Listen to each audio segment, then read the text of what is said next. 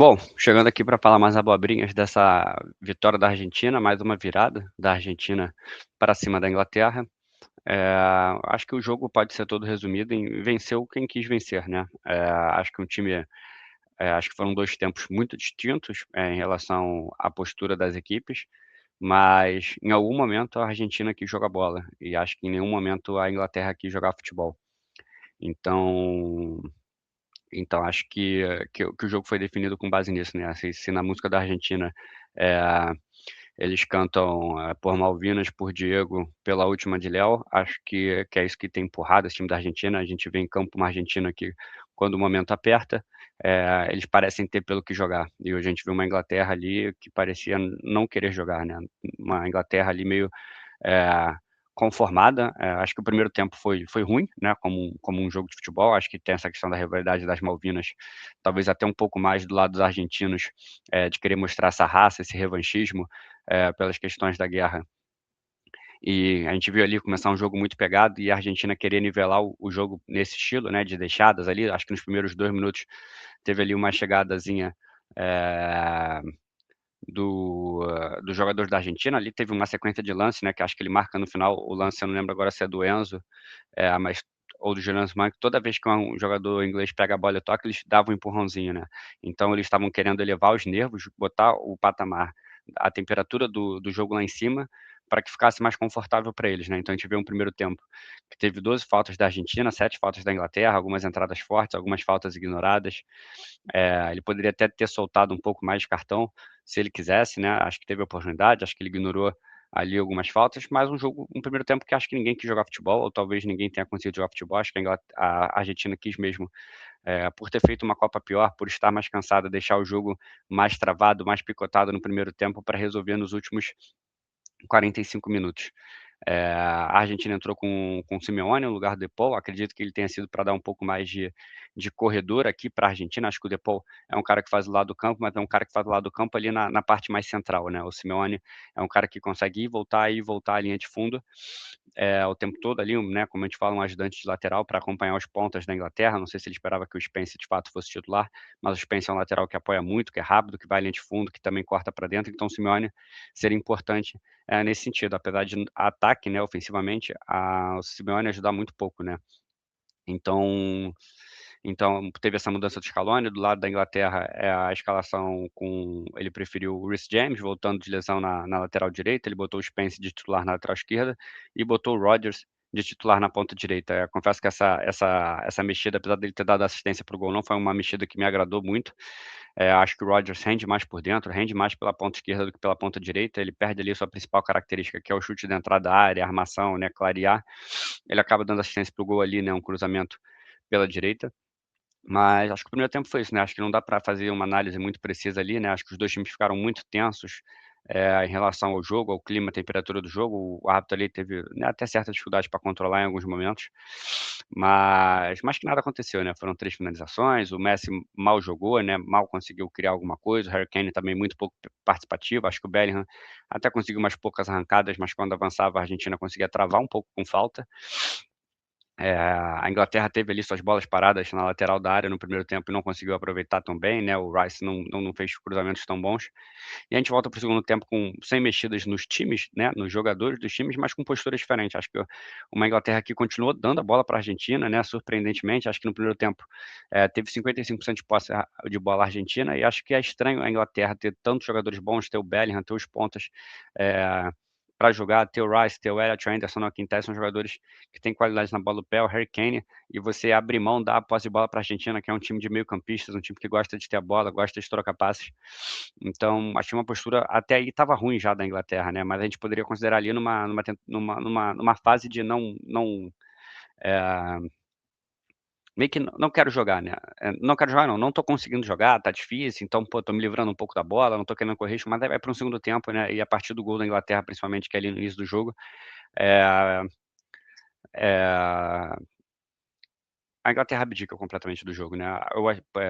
A Inglaterra faz o gol ali numa jogada de contra-ataque, justamente numa bola que o Kane volta, e consegue o lançamento não é tão bom, o Matuidi corta mal, ele corta ali de bicicleta, uma jogada plástica, mas ele deixa a bola viva na entrada da área da Inglaterra, com a defesa toda aberta, o Rice toca para o Rodgers cruza e o Anthony Gordon surge nas costas, do Molina para fazer o gol. E é aquela coisa, né, a gente sempre acha que a Argentina não vai reagir, né, eu falei nos outros jogos, falei no pré-jogo, tanto de Espanha quanto de Argentina, que a gente falava assim: "Ah, pô, a Argentina não vem fazendo uma boa Copa, a Espanha não vem fazendo uma boa Copa". Aí eu botei ali também que a Inglaterra vinha sofrendo, e que a França não vinha sendo tão exigida, eu acho que esses 2 times mostraram que eles botam o patamar que eles querem, né, que eles estão classificando, né, acho que a Espanha ontem sobrou mais contra a França do que a Argentina hoje contra a Inglaterra, mas ao mesmo tempo foi uma massa, né, a Argentina, né, foram 2 gols, 2 bolas na trave, teve um milagre do Pickford, a Inglaterra não conseguiu fazer nada, não conseguiu sair no contra-ataque, acho que também tem um pouco de culpa ali do Tuchel e da postura da Inglaterra, que aí também entra a responsabilidade dos jogadores, do que eles vão fazer. Então, acho que é isso, né, acho que a gente veio falando tanto da Argentina nessa Copa, mas acho que é uma Argentina que tem sabido entregar, né, tem sabido reagir, tem sabido jogar. De fato parece que eles estão jogando por algo, né, sempre pesa aquela coisa do Messi, de ser a última Copa do Messi, de como eles idolatram o Messi, a torcida ali sempre empurrando, acho que é um fator também ajuda, acho que durante o jogo inteiro a gente só viu praticamente a torcida da Argentina. Eh, então, principalmente depois do gol, né, eu vou botar aqui algumas coisas, só para ilustrar, mas a gente vai ver aqui, né, o primeiro tempo praticamente ninguém atacando, aqui muito ruim de posse de bola, né, a Argentina, né, a gente pode botar aqui o primeiro tempo 55 para a Argentina, 45 para a Inglaterra, 0,03, 0,05, né, horrível, 2 finalizações para um lado, uma para o outro, um escanteio para cada lado, ou seja, meio que nada aconteceu, basicamente foram muitas faltas, e nada aconteceu. Mas quando a gente volta já com uma Argentina um pouco mais ofensiva, sai o gol da Inglaterra no contra-ataque e depois só dá a Argentina, né. A Argentina consegue ali de novo a virada com gols rápidos depois dos, sei lá, 80 minutos, né, 85 aqui foi o primeiro gol, então 2 gols em 7 minutos. E aí o segundo tempo a gente vê aqui uma massa 72-28, 0,48-1 e 81, 3 grandes chances criadas, 3 finalizações a 4.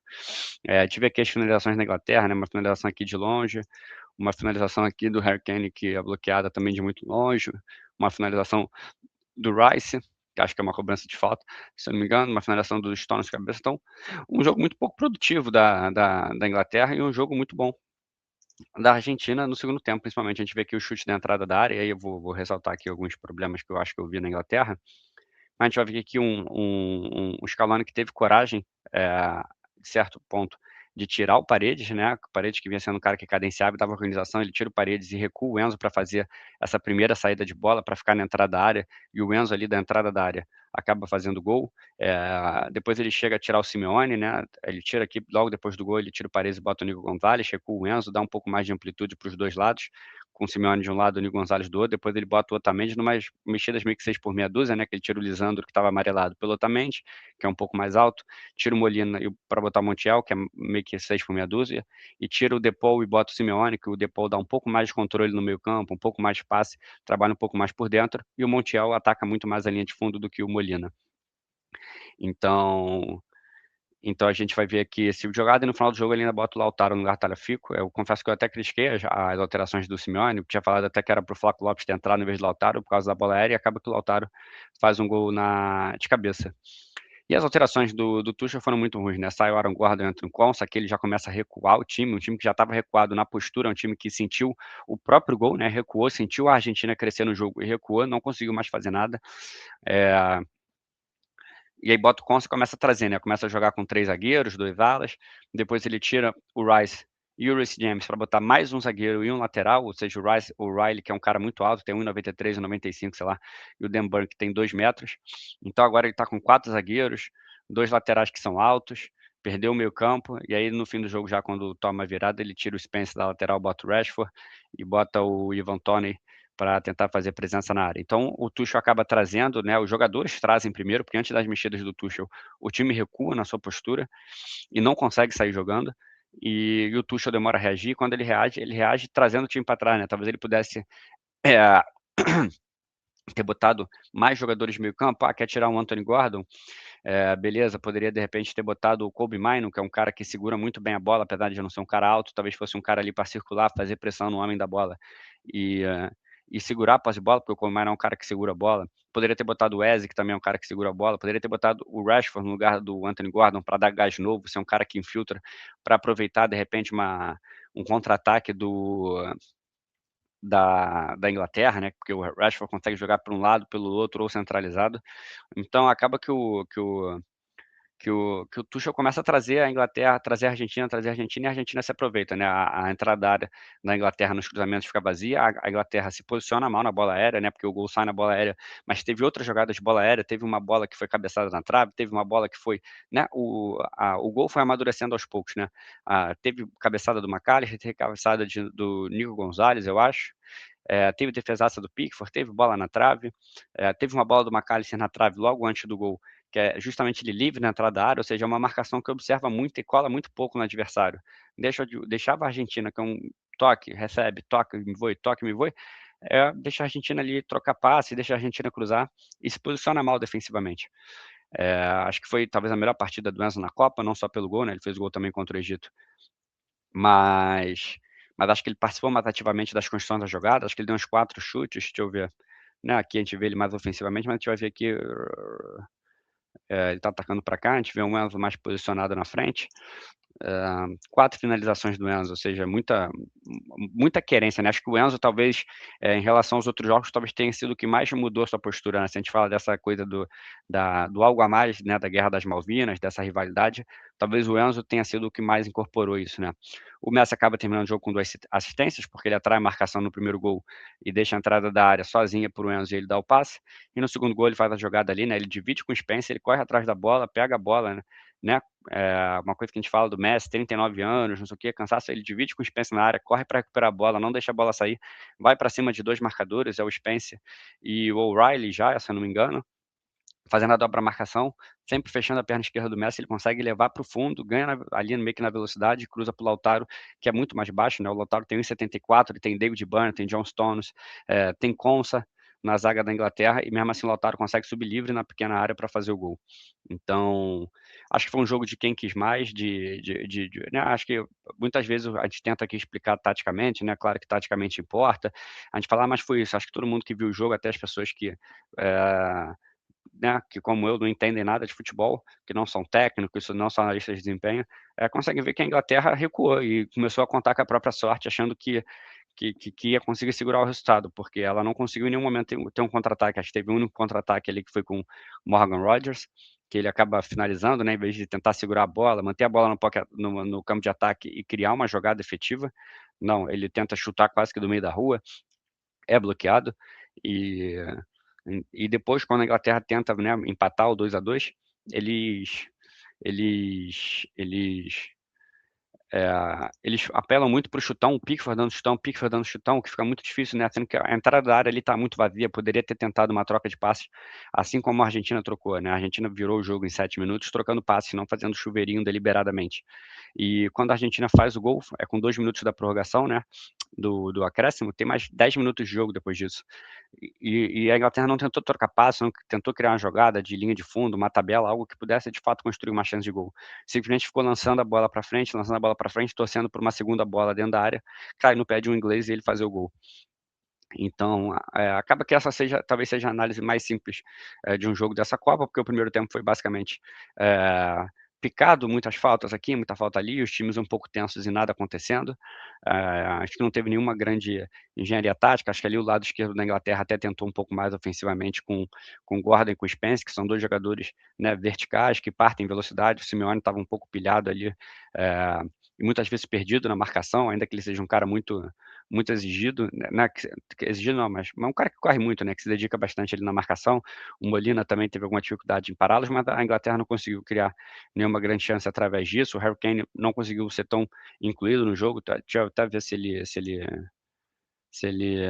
né, teve uma finalização aqui que eu tô vendo e 26 ações com a bola, né, é muito, muito pouco. O Messi teve 94, por exemplo, é muita participação. Você deixar o Messi pegar 94 vezes na bola durante o jogo é muita coisa.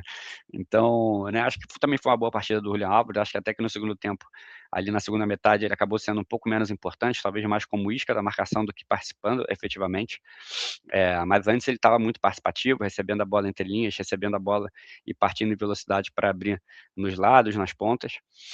Eh, então acho que foi uma boa partida do Julian Alves. Acho que o McAllister, nas vezes que participou ali ofensivamente, mandou 2 bolas na trave, né, conseguiu chegar bem na área.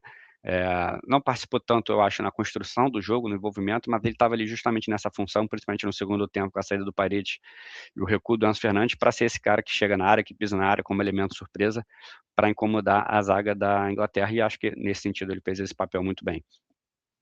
Eh, e aí acho que o Tuchel vai ser muito criticado, acho que ele não tem, futuro na seleção inglesa, acho que ele tem um clima meio pesado, a convocação dele foi polêmica e agora vão reclamar provavelmente muito das substituições que ele fez. Então eu vou botar aqui rapidamente, umas fotos assim, né, para ilustrar os principais momentos do jogo, prometo que não vai ser, muita coisa. Opa, fiz merda aqui. Espera aí. Eh, opa.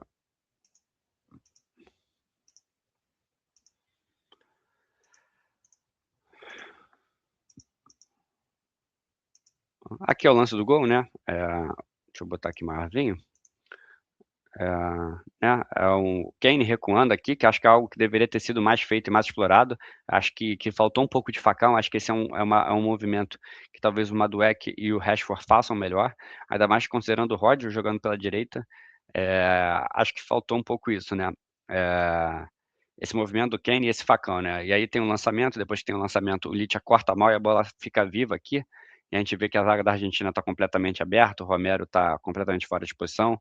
Aqui eu não lembro agora se foi o Licha ou se foi o Tagliafico, para ser honesto, mas acho que aqui é o Tagliafico e aqui é o Licha, né, ou vice-versa, mas aí a zaga da Argentina está exposta, e aí vem o cruzamento, o Molina dá uma panguada na marcação, esse cruzamento aqui entra fácil, nas costas da zaga, a gente sabe também que é um cruzamento difícil de cortar, porque você tem sempre a chance de fazer um gol contra, você tem que ficar olhando para frente, para trás, para frente, para trás, e acaba que tem isso, né, aqui, eh,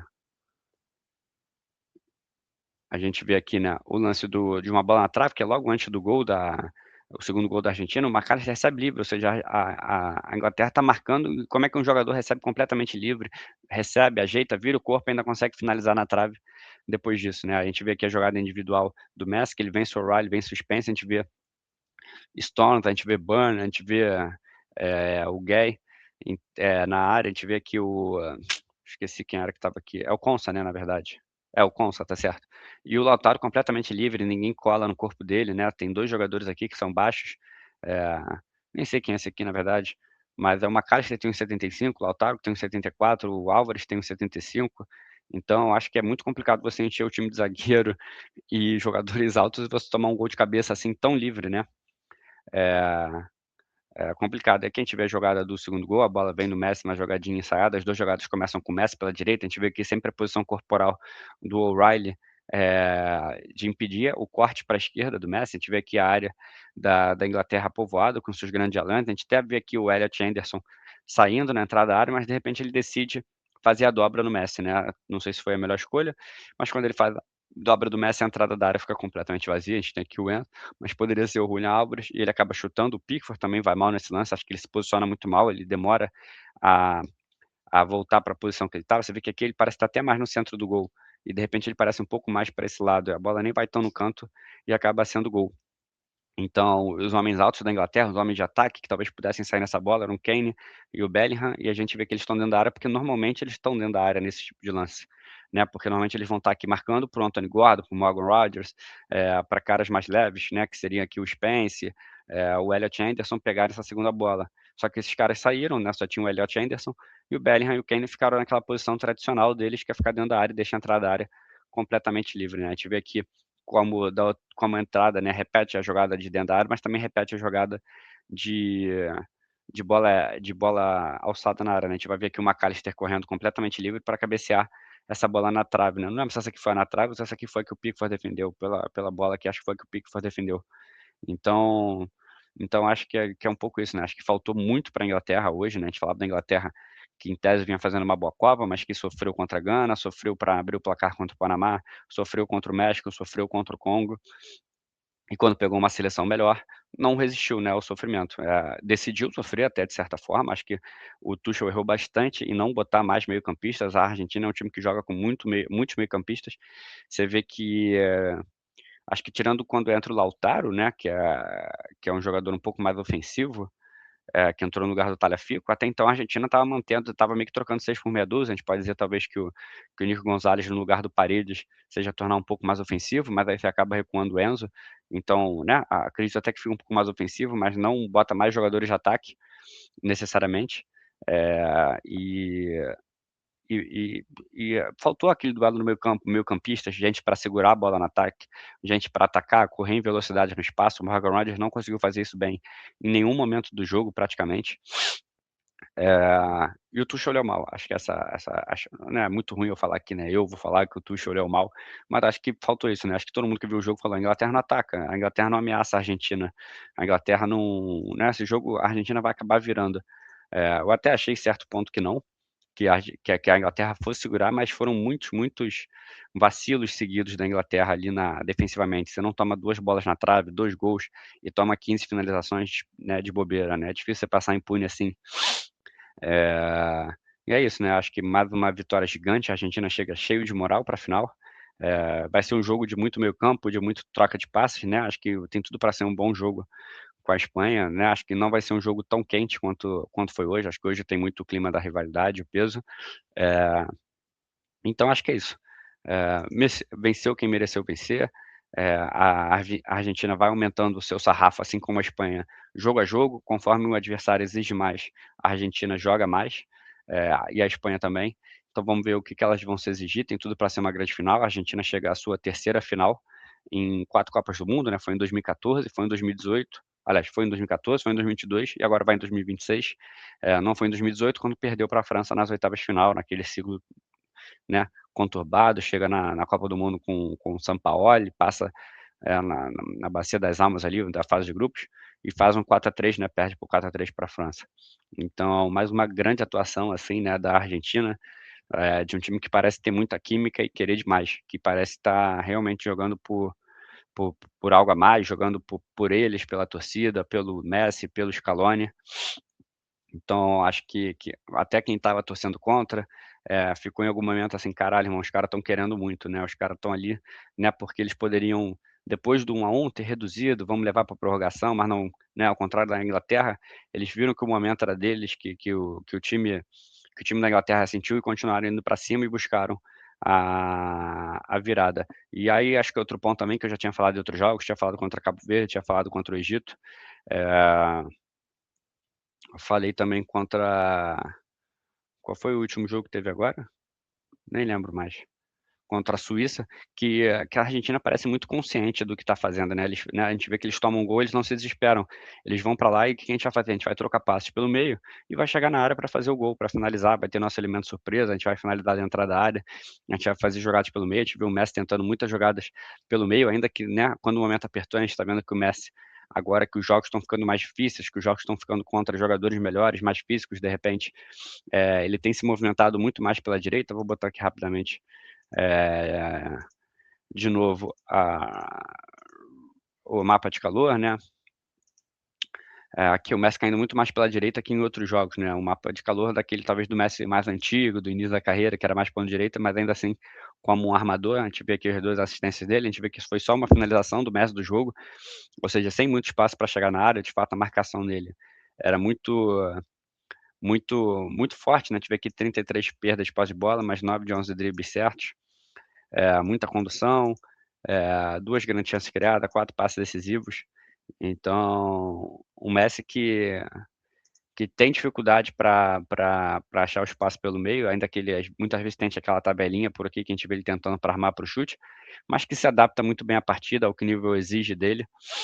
Acho que termina, né, não sei quantos gols ele tem aqui na Copa, né, 8 gols e sei lá quantas assistências, deixa eu ver. 8 gols, 4 assistências, 11 participação de gol em 7 jogos, né, sendo que um ele começou na reserva, jogou 30 minutos. Eh, Deu assistência contra a Suíça, deu assistência contra o Egito, deu assistência agora, né, então 3 jogos seguidos dando assistência. Deu assistência também contra, acho que não contou a assistência dele contra Cabo Verde, né, porque a assistência dele foi foi gol contra. Então acho que é isso, né, a gente vai vendo um Messi que se adapta, uma Argentina que luta muito e que vai sendo um adversário difícil. Vamos ver como é que vai ser esse jogo contra a Espanha. E é isso, essas foram as principais abobrinhas aí desse jogo, acho que até me estendi mais, porque no fim venceu quem queria vencer. Valeu, um abraço.